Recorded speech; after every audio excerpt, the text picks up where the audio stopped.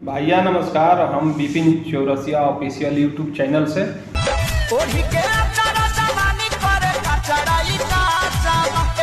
अगर तू हमारा चैनल पर बड़ा लो तो हमारा चैनल के कर लो सब्सक्राइब और वीडियो को कर लो शेयर। जौन की हमेशा हम वीडियो सही लेके आवे नहीं कि जौन की तू लोग पूरा फैमिली के संग बैठ के देख सकता रहो। हम कोनो अश्लील वीडियो ना ले आवे नहीं। अगर हमारा YouTube चैनल पर बड़ा लो तो चैनल के कर लो सब्सक्राइब और वीडियो को कर लो शेयर।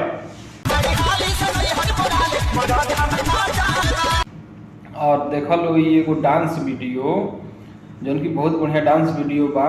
जौन वीडियो अच्छा होला तो उन्हें हम दिखावे नहीं।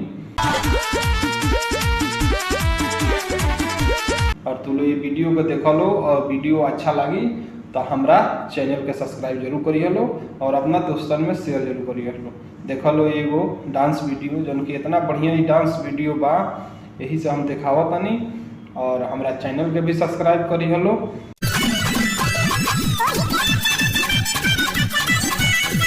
अगर तारा लोगों के भी कोनो सवाल हुई तो एक बार मैसेज जरूर करिए लो। मैसेज के रिप्लाई जरूर दियाई। जौन की हम हमेशा सही वीडियो ले आवे नहीं, ऐसा वीडियो कि तू लोग पूरा फैमिली के संग बैठ के देख सकता रहो। हमारा वीडियो में कुछ अश्लील ना होला।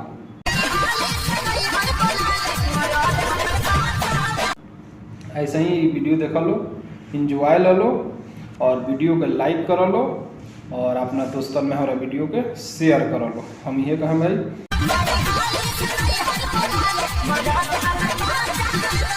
और तुम मनोरंजन ले लो, देख लो, इंजॉय ले लो। हमेशा हम अच्छा वीडियो ले आनी। जब तक खातिर नमस्कार, फिर मिले हम अगला वीडियो में।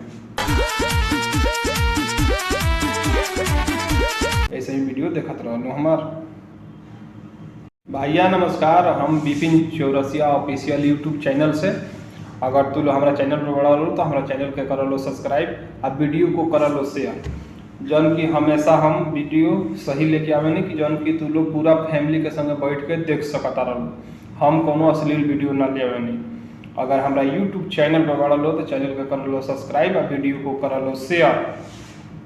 और देख लो ये एगो डांस वीडियो जौन की बहुत बढ़िया डांस वीडियो बा। जौन वीडियो अच्छा होला तो उन्हें हम दिखावे नहीं। और तू लो ये वीडियो को देख लो और वीडियो अच्छा लगी तो हमारा चैनल के सब्सक्राइब जरूर करिए लो और अपना दोस्तन में शेयर जरूर करिए लो। देख लो एगो डांस वीडियो जौन की इतना बढ़िया ही डांस वीडियो बा, यही से हम दिखावा तनी। और हमारा चैनल के भी सब्सक्राइब करिए लो। अगर तारा लोगों के भी कोनो सवाल हुई तो एक बार मैसेज जरूर करिए लो। मैसेज के रिप्लाई जरूर दियाई। जौन की हम हमेशा सही वीडियो ले आवे नहीं, ऐसा वीडियो कि तू लोग पूरा फैमिली के संग बैठ के देख सकता रहो। हमारा वीडियो में कुछ अश्लील ना होला। ऐसे ही वीडियो देख लो, इंजॉय ले लो और वीडियो के लाइक कर लो और अपना दोस्तों में हमारा वीडियो के शेयर कर लो। हम ये कहें भाई और तू मनोरंजन ले लो, देख लो, इंजॉय ले लो। हमेशा हम अच्छा वीडियो ले आवे नहीं। जब तक खातिर नमस्कार, फिर मिले हम अगला वीडियो में। ऐसे ही वीडियो देखते रहो हमार।